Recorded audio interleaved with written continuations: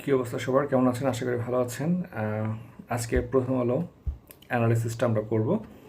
প্রথমে বলে রাখি, আমরা মূলত দুটোই ভিডিও বানাবো। একটা হচ্ছে শুধুমাত্র বাজেট বেসড ডেটাগুলোর জন্য, আরেকটা হচ্ছে রেগুলার ভিডিওর জন্য। যাই হোক, কারণ হচ্ছে বাজেটটা অ্যাকচুয়ালি যদি আপনি বুঝতে পারেন, আপনি দেখবেন যে আপনার প্রিপারেশনটা অনেক ডেভেলপড হয়ে গেছে। আমাদের পরীক্ষায় যে প্রশ্নগুলো আসে রিটেনে, হ্যাঁ, এগুলো কিন্তু মূলত হচ্ছে বাজেটের প্রতিটা সেক্টর নিয়েই হচ্ছে কথাবার্তা হয়। হ্যাঁ, তো মোরালেস হচ্ছে আপনি যদি বাজেটটা ভালো করে বোঝেন, আপনার ইকোনমিক্যাল টার্মগুলো বোঝা হয়ে যাবে, প্রশ্ন কমন আসবে, আপনি লিখতে পারবেন ভালো, ভাইভাতে ভালো হবে। ভাইভাতেও বাজেট নিয়ে প্রশ্ন করেই, আমাকে অনেকক্ষণ বাজেট নিয়েই 45 ভাইভাতে অনেক কোশ্চেন করেছিল। যে দেখেন, প্রথমে বলে রাখি, আমার সংবিধান প্রিলি এবং রিটার্নটা ব্যাচ শুরু হচ্ছে সামনে, আপনারা ভর্তি হতে পারবেন। মূলত রিটার্ন আমার রেগুলার ব্যাচের জন্য এই কোর্সটা হলেও আপনারা সবাই ভর্তি হতে পারবেন। কোর্স কম রাখা হচ্ছে যেহেতু এক্সিস্টিং স্টুডেন্টদের জন্য ব্যাচটা থ্রো করা। যাক, আসেন আমরা শুধুমাত্র বাজেট নিয়ে আজকে আলোচনা করব। যে বড় স্বপ্ন, বিশাল বাজেট, বিপুল ছাড়। আমাদের ব্যয় হচ্ছে 9,38,000 কোটি টাকা, আয় হচ্ছে 6,95,000 কোটি টাকা, ঘাটতি হচ্ছে 2,43,000 কোটি টাকার। কেমন? এটা হচ্ছে খুবই গুরুত্বপূর্ণ। এখনও বাজেট আপনার হচ্ছেন আলোচনা চলতেছে সংসদে। ওকে, যাই হোক, আপনার হচ্ছেন মন্ত্রিসভা বৈঠকে 26-27 অর্থ বছরের বাজেট অনুমোদন করা হয়েছে। এখনও আপনার পরিবর্তনের সুযোগ আছে। দেখেন, 10টা খাতকে অগ্রাধিকার দেওয়া হচ্ছে সবার জন্য। 10টা অগ্রাধিকার রয়েছে সবার জন্য: উন্নয়ন, সবার জন্য মানসম্পন্ন শিক্ষা ও স্বাস্থ্য ব্যবস্থা, সার্বজনীন সামাজিক সুরক্ষা, বিনিয়োগ নির্ভর কর্মসংস্থান, উৎপাদনমুখী অর্থনীতি, সাশ্রয়ী এবং সহযোগিত ব্যবসার পরিবেশ, আর্থিক খাতে স্থিতিশীলতা, জ্বালানি নিরাপত্তা, তথ্য যোগাযোগ ও প্রযুক্তির বিকাশ, প্রাণ প্রকৃতি, পরিবেশ ও পানি ব্যবস্থাপনা, স্বচ্ছ, দক্ষ ও জবাবদিহিতাপূর্ণ প্রতিষ্ঠান ও প্রশাসনিক ব্যবস্থা। তাহলে অ্যাকচুয়ালি এগুলোই মূলত হচ্ছে এই 10টা অগ্রাধিকারই হচ্ছে গভর্নমেন্টের অগ্রাধিকার, যেহেতু বাজেটটা হচ্ছে গভর্নমেন্টের প্রথম বাজেট এবং গভর্নমেন্টের প্রণয়ন করতেছে। সো আপনার যদি এরকম চলে আসে যে 10টা যে কোনো ইস্যু নিয়ে আপনার যদি মানে মোটামুটি দেখবেন হচ্ছে এইগুলো মিক্স করে আপনি পরীক্ষা লিখতে পারতেছেন, ভাইভাতে কথা বলতে পারতেছেন, বা গভর্নমেন্টের আসলে ফোকাস ক্রাইটেরিয়া কিন্তু এই 10টা পয়েন্ট দিয়ে আপনি টোটাল বুঝিয়ে দিতে পারবেন। কেমন? যাই হোক,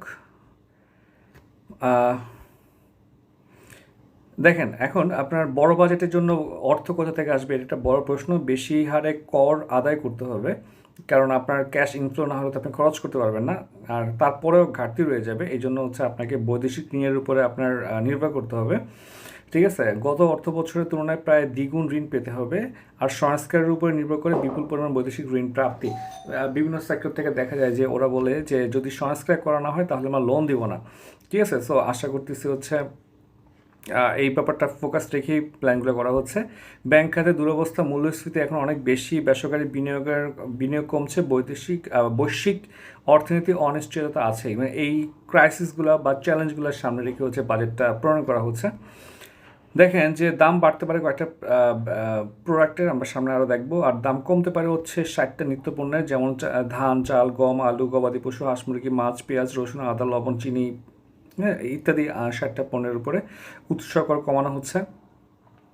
ব্যাংক হিসেবে লাগবে টিন, এটা একটা ফ্যাক্ট। তো এটার উপর বেস করে আমরা সামনে একটু দেখব যে আপনার স্টুডেন্ট অ্যাকাউন্ট, হ্যাঁ, নো ফ্রিলস অ্যাকাউন্ট, বোর্ড কর্তৃক গ্যাজেট দ্বারা টিআইএন গ্রহণের বাধ্যবাধকতা থেকে অব্যাহতিপ্রাপ্ত ব্যক্তি ছাড়া যে কোনো ব্যক্তির জন্য ব্যাংক হিসাব খোলার জন্য টিন লাগবে। সো এটার ইম্প্যাক্টটা কী হয় সেটা আসলে সামনে আলোচনা করা হয়েছে।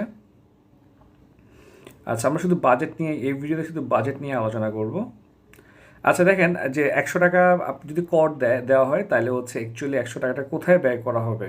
বেতন ভাতে হচ্ছে 14.40 টাকা, সুদে হচ্ছে 20.50 টাকা, বিশাল একটা টাকা সুদে চলে যাচ্ছে সবচেয়ে বেশি। সাহায্য মঞ্জুরিতে হচ্ছে 15.70 টাকা, পণ্য সেবাতে 9 টাকা, সম্পদ সংগ্রহতে 3.40 টাকা, পেনশন হচ্ছে 5.70 টাকা, তারপর ভর্তুকি প্রণোদনা হচ্ছে 17 টাকা, এবং হচ্ছে অনুন্নয়ন বিনিয়োগ হচ্ছে 5.30 টাকা, অপ্রত্যাশিত ব্যয় হচ্ছে 6.40, বিবিধ হচ্ছে 2.60 টাকা। দেখেন, আপনার বাড়তি বরাদ্দ 55,000 কোটি টাকার বেতন কাঠামো বাস্তবায়ন হবে ধাপে ধাপে। দেখেন, বাজেটের ক্রিয়াখাত নিয়ে কিন্তু অনেক আলোচনা হচ্ছে, এটা আমাদের জন্য খুবই গুরুত্বপূর্ণ। আমার মনে হচ্ছে যে পরীক্ষা হুট করে চলে আসতে পারে। দেখেন যে আপনার নতুন করে স্পোর্টসের 200 কোটি টাকার মতো হচ্ছে বরাদ্দ রাখা হচ্ছে, যে খেলাধুলাকে দেখেন খেলাধুলাকে শুধু এন্টারটেনমেন্ট বা লার্নিংয়ের জায়গায় না রেখে তাকে হচ্ছে প্রতিভা বিকাশ এবং হচ্ছে অর্থনীতির একটি গুরুত্বপূর্ণ খাত হিসেবে প্রতিষ্ঠা করতে যাচ্ছে। এটা কিন্তু বিশাল বড় একটা মানে টপিক, হ্যাঁ, কোশ্চেনের জন্য বিশাল ভালো একটা টপিক, যে আপনার অর্থনৈতিক যেমন হচ্ছে ইকোনমিক্যাল ডাইভার্সিফিকেশনে কিন্তু আপনি নিয়ে আসতে পারতেছেন, সেটা হচ্ছে খেলাধুলা বা ক্রীড়া। ঠিক আছে, ক্রীড়া আপনার সেক্টরটা যেমন হচ্ছে ইন্ডিয়া হচ্ছে আপনার ক্রিকেট থেকে প্রচুর টাকা কামাচ্ছে, ফুটবল বিশ্বকাপ আয়োজন করে আমেরিকা বা আদারগুলো প্রচুর টাকা কামাবে এখন। ঠিক আছে, সো বাংলাদেশও এখানে ফোকাস করতেছে এবং প্রায় 200 কোটি টাকার মতো বাজেট বরাদ্দ রাখতেছে এই সেক্টরে। এটা কিন্তু আপনি খুব সহজে অ্যাড করতে পারবেন।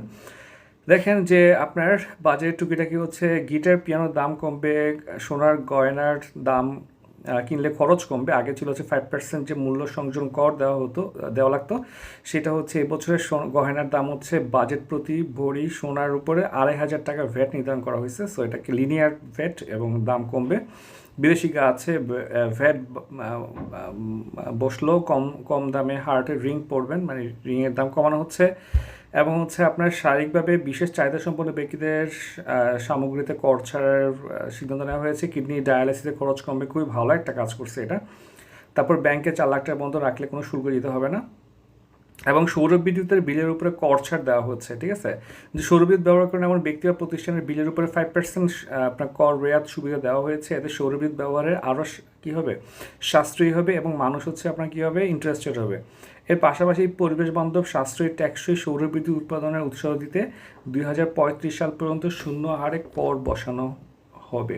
হ্যাঁ, 35 সাল পর্যন্ত ফ্রি আর কি, শূন্য থাকবে। সো এতে কিন্তু হচ্ছে যে আপনার যেমন হচ্ছে রিনিউয়েবল এনার্জি ব্যবহারে সরকারের পদক্ষেপ বা পরিবেশ রক্ষার সরকারের পদক্ষেপে কিন্তু আপনি এটা খুব সহজে অ্যাড করতে পারবেন। কেমন, আমি কোশ্চেনগুলো মূলত বলে দিব আর কি, কোন কোশ্চেনে কোনটা অ্যাড করা যাবে।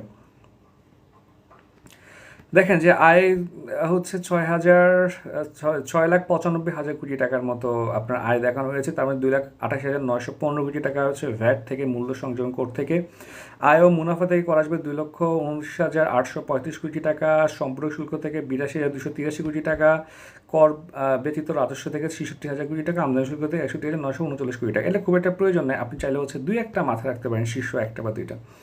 ঠিক আছে, ব্যয় হচ্ছে আপনার সুদ থেকে সুদ বাবদ ব্যয় হবে হচ্ছে 1,27,500 কোটি টাকা। শিক্ষা ও প্রযুক্তিতে হচ্ছে 1,22,497 কোটি টাকা। জনপ্রশাসন হচ্ছে 1,41,443 কোটি টাকা। আর আদারগুলো তো আছে, আপনি যোগাযোগ পরিবহন ও যোগাযোগটা মাথায় রাখতে পারেন। তারপর হচ্ছে শিক্ষা ও প্রযুক্তিটা মাথায় রাখতে পারেন আর কি, হ্যাঁ, লেখার জন্য। আর আমাদের ঘাটতি হচ্ছে আপাতত 2,43,000 কোটি টাকা। হ্যাঁ, এটা গুরুত্বপূর্ণ আমাদের জন্য। যে আপনারা দেখেন এখানে আরও কিছু ফ্যাক্ট আছে। মেট্রো রেলের টিকিটে ভ্যাট নাই, 28 সালের জুন পর্যন্ত ভ্যাট দেওয়া লাগবে না। তারপর হচ্ছে কফি সুলভ হবে, দেশি মদে আরও কর, লিটারে 500 টাকা, সারা বছর আয়কর রিটার্ন দেওয়া যাবে। আচ্ছা, আমরা পরে পেয়ে যাচ্ছি। দেখেন যে উচ্চশিক্ষায় পাওয়া যাবে শিক্ষা ঋণ, প্রায় 10 লাখ টাকার মতো হচ্ছে ঋণ সুবিধা রাখার ব্যবস্থা করা হচ্ছে আর কি। হ্যাঁ, এটা অবশ্যই। এছাড়া দেখেন ফ্যামিলি কার্ড পাবে 41 লাখ পরিবার। এই যে সোশ্যাল সিকিউরিটি যতগুলো ইনিশিয়েটিভ আছে এগুলো কিন্তু খুবই গুরুত্বপূর্ণ। ঠিক আছে, যেমন ধরুন হচ্ছে আপনার 26-27 বছরের ফ্যামিলি কার্ড কর্মসূচির আওতায় হচ্ছে 41 লাখ নারীকে মাসে আপনার 2,500 মানে 2,500 টাকা করে দেওয়া হবে। বয়স্ক, বিধবা, প্রতিবন্ধী, দুরারোগ্য আক্রান্ত ব্যক্তির ভাতা এবং আর্থিক সহায়তা বাড়ানোর প্রস্তাব আসছে। 65 বছর বা তদূর্ধ্ব যে সিনিয়র সিটিজেনরা আছেন তাদের জন্য ট্রেনে সম্পূর্ণ বিনামূল্যে ভ্রমণের সুযোগ রাখা হচ্ছে। মেট্রো রেলের ভাড়ায় 25% ছাড় দেওয়া হচ্ছে। 1,44,338 কোটি টাকা বরাদ্দ রাখা হচ্ছে আপনার সামাজিক নিরাপত্তা কর্মসূচিতে। এই ডাটাটা বা একটু মুখস্থ রাখা গেলে খুবই ভালো হবে আপনার জন্য। এটা কিন্তু আপনার 45 BCS রিটে নিয়ে আসছে, এটা ফ্রিকুয়েন্টলি আসে। ঠিক আছে, চলতি 25-26 অর্থ বছরের সংসদীয় বাজেট আপনার 1,26,731 কোটি টাকা ছিল, এই বছর সেটা আরও বাড়ানো হচ্ছে। কেমন, দেখেন বয়স্ক ভাতা আগে 650 ছিল, এখন হচ্ছে 700 টাকা করা হচ্ছে। আর হচ্ছে আপনার হচ্ছেন উপকারভোগী হবে 1 লাখ, ঠিক আছে, বাড়িয়ে আপনার 62 লাখ করা হচ্ছে। সো বয়স্ক ভাতা গ্রহণ করবেন 62 লাখ এবং 700 টাকা করে গ্রহণ করবেন। ঠিক আছে, এর পাশাপাশি হচ্ছে আপনার বিধবা এবং স্বামী নিগৃহীত নারী যারা আছেন তাদেরও আপনার টাকা পরিমাণ বাড়িয়ে 700 টাকা করা হচ্ছে এবং হচ্ছে আপনার 1 লাখ বাড়িয়ে 30 লাখে উন্নীত করা হয়েছে। হ্যাঁ, তারা 30 লাখ বিধবা ও স্বামী নিগৃহীতাকে তাকে হচ্ছে আপনার ফাইন্যান্স করা হবে 700 টাকা করে, ঠিক আছে। এছাড়া প্রতিবন্ধীরা মাসে 900 টাকা পাবেন। আর হচ্ছে আপনার মোটামুটি দেখেন এখানে অনেকগুলো ডেটা আছে, এতগুলো টাইম পড়তেছি না, আপনারা তো নোট করবেন। এইগুলো একটা বক্স করে ফেলবেন। হ্যাঁ, যেমন হচ্ছে আপনার ফ্যামিলি কার্ডে কত টাকা, হ্যাঁ কতজন, তারপর আপনার বিধবা ভাতা কত টাকা কতজন, হ্যাঁ প্রতিবন্ধী ভাতা কত টাকা কতজন, এইভাবে হচ্ছে যতগুলো আছে সবগুলো একটা নোট করে ফেলতে হবে আপনাকে। এটা কিন্তু ইয়ার কোশ্চেন ভাই। সরকারি সামাজিক নিরাপত্তা কর্মসূচি সম্পর্কে মানে আপনি কোনো ছাড় দিতে পারবেন না। এছাড়া দেখেন 42.5 লাখ কৃষক পাবেন কৃষক কার্ড পাচ্ছেন, ঠিক আছে। দেখেন নতুন অর্থ বছর দেশের 61টি উপজেলায় 42,50,000 কৃষককে কার্ড দেওয়া হবে। গতকাল হচ্ছে অর্থমন্ত্রী এই কথা জানিয়েছেন, ঠিক আছে। মৎস্য চাষি, প্রাণী সম্পদ, খামারি, লবণ চাষিদেরও এই বিশেষ কার্ডের আওতায় আনা হচ্ছে, ঠিক আছে। আপনার হচ্ছেন আচ্ছা, বর্তমানে 42,50,000 মানুষকে কৃষককে আনলেও পরবর্তী সময়ে সবাইকে অন্তর্ভুক্ত করা হবে এই কার্ডের মাধ্যমে। ভূমিহীন, প্রান্তিক, ক্ষুদ্র কৃষকেরা প্রতি বছর একবার 2,500 টাকা করে নগদ সহায়তার পাশাপাশি, ঠিক আছে, সরকার নির্বাচনী প্রতিশ্রুতি অনুযায়ী আরও 10 ধরনের সুবিধা পাবেন। ওকে, দেখেন এটা হচ্ছে প্রতি বছর একবার 2,500 টাকা করে নগদ সহায়তা পাবেন আর কি, ঠিক আছে। সো এরপর কৃষিখাতে সরকারের ভূমিকা তো খুবই গুরুত্বপূর্ণ। দেখেন সরকার হচ্ছে অর্থমন্ত্রী বলছে যে সরকার কৃষি বিমা চালু করার পরিকল্পনা রয়েছে সরকারের। কৃষিখাতকে শক্তিশালী করতে কৃষি এবং পল্লী ঋণ কার্যক্রম সম্প্রসারিত করা হবে। আমদানি নির্ভরতা কমাতে ডাল, তৈলবীজ, মশলা, ভুট্টা চাষে 4% রেয়াতি সুদে ঋণ অব্যাহত থাকবে। বিশাল গুরুত্বপূর্ণ একটা ডেটা আর কি। সো দেখেন কৃষি এগুলো হচ্ছে আপনারা পাবেন না, এইসব ডেটাগুলো আপনি বইগুলো আপডেট করে না, কেমন, এগুলো আপনাকে আপডেট করে নিতে হবে। লবণ চাষের 4% এবং হচ্ছে পার্বত্য জেলার কৃষকদের জন্য বাংলাদেশ কৃষি ব্যাংকের বিকেবির মাধ্যমে 5% সুদে ঋণ কার্যক্রম অব্যাহত থাকবে বলে জানিয়েছেন অর্থমন্ত্রী ভাই। সো এই ডাটাগুলো কিন্তু আপনি এখনই নোট ডাউন করে রাখবেন এবং হচ্ছে ডাটা যাদের মনে থাকে না এগুলো মনে থাকবে। এখানে আসলে এখন অনেক ডাটা দেখে মনে হচ্ছে থাকবে না, বাট আপনি যখন একটা সিঙ্ক্রোনাইজ করে লিখে রাখবেন ডিজাইনে চলে আসবে তখন দেখবেন যেগুলো মনে থাকতেছে, ঠিক আছে। প্রশোধনের কর ছাড় কিছু ক্ষেত্রে খরচ বাড়বে। দেখেন ব্যবসা সহজ করার নানান উদ্যোগ নেওয়া হচ্ছে, খুবই গুরুত্বপূর্ণ। আমরা কিন্তু ব্যবসা করার যে একটা কঠিন কি সহজ এটার যে আপনার একটা ইন্ডেক্স সেখানে কিন্তু আমরা পিছিয়ে আছি। দেখেন সর্বোচ্চ 48 ঘন্টার মধ্যে কোম্পানি নিবন্ধনের ব্যবস্থা নেওয়া হবে।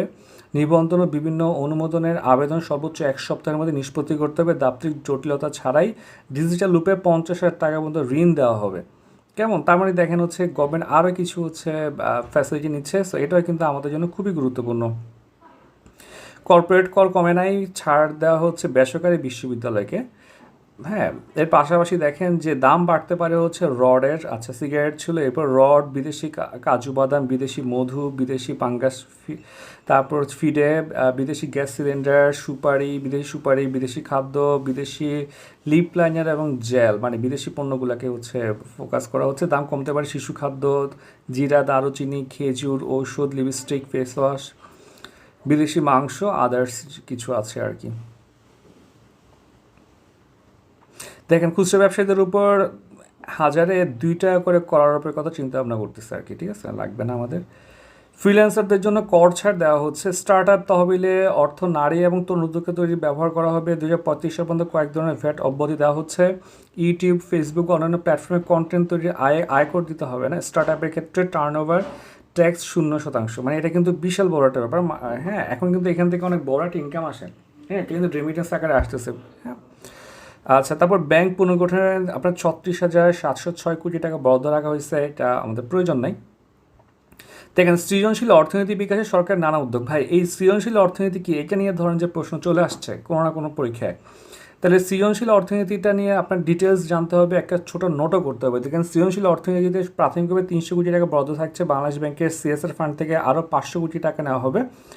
সিএসআর মানে কর্পোরেট সোশ্যাল রেসপন্সিবিলিটি। দেখেন যে বিএনপি নির্বাচনী ইশতেহারে দেওয়া প্রতিশ্রুতি অনুযায়ী সৃজনশীল ক্রিয়েটিভ অর্থনীতি খাতের উন্নয়নে আগামী অর্থ বছর থেকে বিশেষ গুরুত্ব দেবে সরকার। ঘাটতির সম্ভাবনা কাজে লাগিয়ে অর্থনীতির মূলধারার যুক্ত করতে স্বল্প, মধ্য এবং দীর্ঘমেয়াদী কর্মপরিকল্পনা নেওয়া হবে।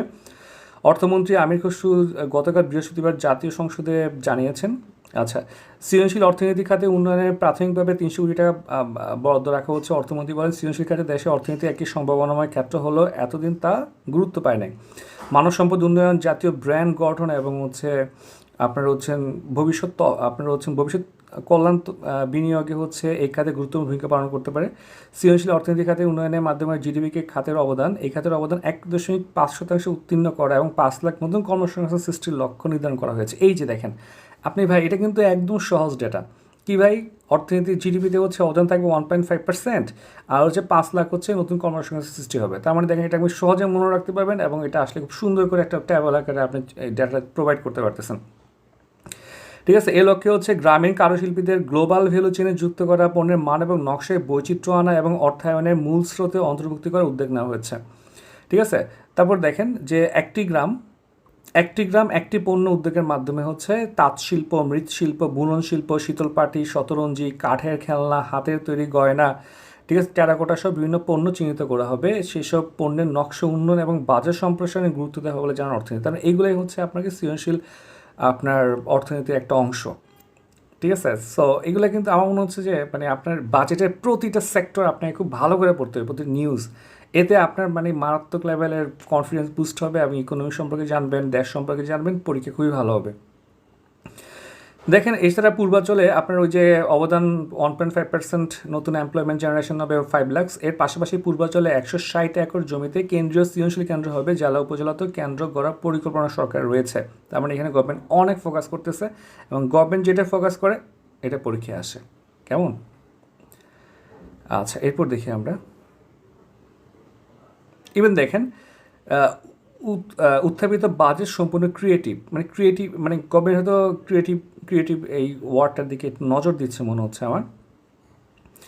দেখেন ব্যবসা এবং বিনিয়োগ সহায়ক বাজেট ঢাকা চেম্বার বলেছে যে আপনার বিগত অর্থ বছরের তুলনায় 19% বড় এই বাজেট। বর্তমানে অর্থনৈতিক পরিস্থিতিতে ঘোষণা অনুযায়ী লক্ষ্যমাত্রা বাজেট রাজস্ব লক্ষ্যমাত্রা 30% বৃদ্ধি করা বেশ চ্যালেঞ্জ আছে, হ্যাঁ, এটা বলতেছে। বেসরকারি খাতে ঋণের প্রবাহ কমবে, কারণ হচ্ছে আপনার 7.5% মূল্যস্ফীতি, 6.5% জিডিপি প্রবৃদ্ধি লক্ষ্যমাত্রা বর্তমান বৈশ্বিক ও অভ্যন্তরীণ প্রেক্ষাপটে ইতিবাচক। হ্যাঁ, একটু পড়বেন আর কি। ভিডিওটা একটু বড় হয়ে যাচ্ছে কিন্তু আসলে কিছু করার নাই, বাজেট নিয়ে অনেক কথা বলতে হচ্ছে। দেখেন স্টার্ট আপ নিয়ে কিন্তু আপনার আমার মনে হয় পরীক্ষা চলে আসবে। লিডারশিপ, এন্টারপ্রেনারশিপ এগুলো কিন্তু খুবই গুরুত্বপূর্ণ বর্তমান সময়। এখন কিন্তু প্রশ্নের প্যাটার্ন চেঞ্জ হচ্ছে। হ্যাঁ, এই যে দেখেন 9 বছরের হচ্ছে আপনার আপনি হচ্ছেন ভ্যাট অব্যাহতি দিচ্ছে স্টার্ট আপে। তার মানে হচ্ছে নতুন স্টার্ট আপ দাঁড়াবে, আমাদের হচ্ছে আপনার হচ্ছে উদ্যোক্তামুখী একটা অর্থনীতি দাঁড়াচ্ছে। কেমন? তো এটা পরীক্ষার জন্য খুবই গুরুত্বপূর্ণ। স্টার্ট আপকে 2035 সাল পর্যন্ত স্থানীয় পর্যায়ে 15% ভ্যাট দিতে হবে না। ঠিক আছে, এছাড়া একইভাবে সেবা, আমদানি এবং স্থাপনা ভাড়ার ক্ষেত্রে 15% ভ্যাট থেকে অব্যাহতি পাচ্ছে স্টার্ট আপ। এটা কিন্তু বিশাল বড় একটা ডেটা আর কি, আপনি নোট করে রাখতে পারেন। সার এবং কীটনাশক খরচ কমবে কৃষকের, সো এটাও আমাদের কৃষি উন্নয়নে সরকারের ভূমিকাতে আপনি অ্যাড করতে পারেন। সেমিকন্ডাক্টর শুল্ক এবং এই সেক্টরে হচ্ছে কর ছাড় দেওয়া হচ্ছে। তারপর 150cc ক্ষমতার বেশি যদি আপনার বাইক কিনেন আপনার হচ্ছে 3 লাগবে। আর বর্তমান বাজেট হচ্ছে 55তম, এটা আমরা জানি। বর্তমানে হচ্ছে আপনার বাইক আছে, গত 25 সালে কেনা হয়েছে 4,65,000 মোটরসাইকেল কেনাবেচা হয়েছে আর কি। সৌর বিদ্যুৎ উপকরণে কর থাকছে না, একটু আগে পড়ার কারণে এখন স্কিপ করে যাচ্ছি। শাস্তি ইতিবাচক, সর্বোচ্চ বরাদ্দ বেড়েছে শিক্ষায়ও। বিনা প্রশ্নে দেখানো যায় ফ্ল্যাট প্লটের প্রকৃত মূল্য। ঠিক আছে, এবার দেখে নেবেন। আচ্ছা, দেখেন বাজেট বড় হচ্ছে, মানুষের সুবিধা কতটা বাড়ছে এগুলো একটু পড়বেন। এগুলো পড়লে আপনার নলেজ বাড়বে, হ্যাঁ, ক্রিটিক্যাল অ্যানালাইসিস করার দক্ষতা বাড়বে। দেখেন আমাদের দেশে মুদ্রা সরবরাহের তুলনায় পণ্য সরবরাহ কম, মানে মুদ্রা বেশি কিন্তু পণ্য কম, ফলে হচ্ছে প্রতি জিনিসের দাম হচ্ছে লাফিয়ে বাড়ছে, ইনফ্লেশন বাড়তেছে। আমরা যতই স্বয়ংসম্পূর্ণ গল্প বলি না কেন, অধিকাংশ ক্ষেত্রে আমাদের উৎপাদন খুবই সীমিত, আসলেই সীমিত। আমাদের আমদানি করতে বহু পণ্য, এমনকি কৃষি পণ্য আমাদের আমদানি করতে, আলু, পেঁয়াজ, রসুন সবই আমদানি করতে। ব্যাপারটা একটু স্যাড আর কি। শুধু চালের দাম ওঠানামা দিয়ে মূল্যস্ফীতি বোঝা যাবে না, কারণ হচ্ছে বর্তমানে হচ্ছে দেখেন যে প্রকৃত মূল্যস্ফীতি বুঝতে হলে দেখতে হবে স্বাস্থ্য খাতে একটা পরিবারে কত টাকা ক্ষয় করতেছে, শিক্ষা খাতে কত খরচ করতেছে, পরিবহন খাতে খরচ কতটুকু বাড়ছে, বাড়ি ভাড়া কতটুকু বাড়ছে। ঠিক আছে, আগে যেগুলোকে হচ্ছে লাক্সারি পণ্য বলা হতো এখন লাক্সারি হিসেবে ইউজ করি না, যেমন হচ্ছে টেলিভিশন বা এখন একটা ঘরে থাকতেই হয়, refrigerator, washing machine, motor bike, এগুলো কিন্তু এখন লাক্সারি প্রোডাক্ট নাই, এগুলোর দামও বাড়তেছে।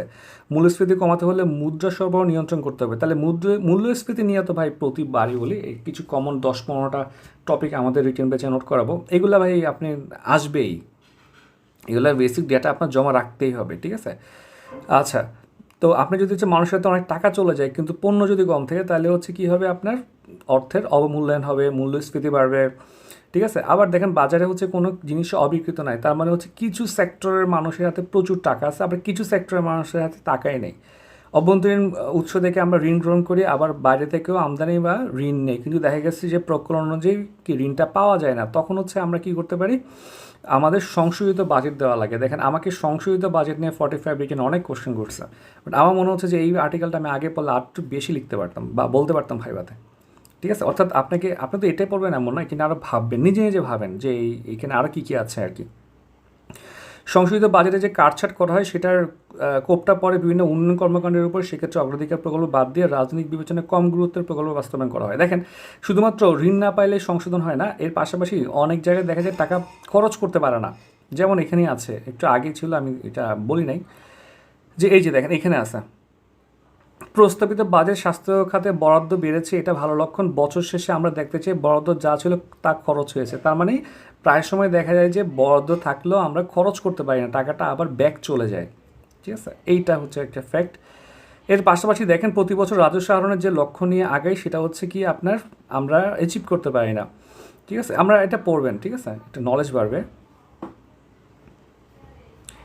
আচ্ছা, আরেকটা ব্যাপার যদিও আমাদের পরীক্ষার জন্য গুরুত্বপূর্ণ না, যে আসলে রেজাল্ট হচ্ছে কিন্তু গ্যাজেট হচ্ছে না। নামের শেষে ক্যাডার পকেটে টান গ্যাজেট বিড়ম্বনায়, আমারও 9 গ্রেডের জব হয়েছে, হ্যাঁ, বা আরও ভালো একটা জব হয়েছে, আমি জয়েন করি নাই। গ্যাজেটটা হচ্ছে না বা এত লেট হবে আসলে বুঝতে পারি নাই। হ্যাঁ, এবং গতকাল একজন পুলিশ ক্যাডারের সাথে আড্ডা দিচ্ছিলাম, উনিও সেম, হ্যাঁ, এই মাত্রই জবে ঢুকলো, অথচ উনি জবে না ঢুকলে আরেকজন ঢুকতে পারতো আর কি। তো উনি জবে ঢুকছে কেন, গ্যাজেট হচ্ছে না, বিয়ে করে ফেলছে, টাকা তো লাগবে। গ্যাজেটটা আসলে চাকরি রেজাল্ট যেরকম 1 বছর দিয়ে দিচ্ছে, নিয়োগটাও তো আপনার 1 বছরে শেষ করতে হবে। সো শুধু ভাইবার রেজাল্ট দেওয়া পর্যন্ত না, একদম নিয়োগটাই 1 বছরের মধ্যে কমপ্লিট করতে হবে, এরকম একটা গোল থাকা উচিত। আর 45-এর বাই সার্কুলার হয়েছে 2022 সালে। হ্যাঁ, সো এই ব্যাপারটা একটু দেখে, একটু বিবেচনা করে একটু তাড়াতাড়ি ইয়াটা দিয়ে ফেললে ভালো হয় আর কি। যাই হোক, হামলা স্থগিতের ঘোষণা ট্রাম্পের, এই আর কি, ও তো কত কথাই বলে। আদিন হাসপাতালের লাইসেন্স বাতিল করা হয়েছে, আজকের প্রথম আলোর বাজেট। সবাইকে অসংখ্য ধন্যবাদ।